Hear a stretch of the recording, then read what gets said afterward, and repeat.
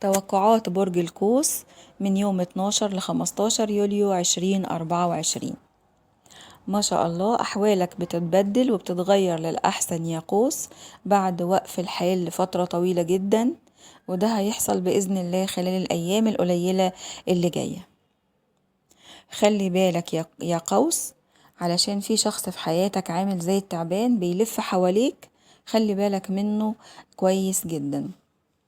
بالنسبة للحالة العاطفية انت في حيرة وخايف ان شريكك يبعد عنك، بس مفيش فراق بإذن الله، ولكن مطلوب منك تغير أسلوبك معاه وتعمل اللي هو مستنيه منك واللي بيحبه، علشان إن شاء الله ربنا يكمل في العلاقة معاكم إن شاء الله.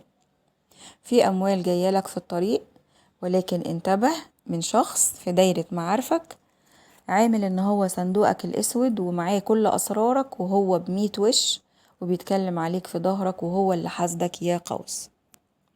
في صدفة قريبة جدا هتجمعك بشخص غالي عليك كان مبتعد بقاله فترة كبيرة، بس إن شاء الله ربنا هيجمعكم قريب جدا من خلال الصدفة اللي هتحصل قريب دي. زي ما قلتلك في تغيير أحوال للأحسن، في إيجابيات الفترة اللي جاية، حاول تستغلها لصالحك. عندك كمان فك للعقد ونصرة على الأعداء بإذن الله يا قوس.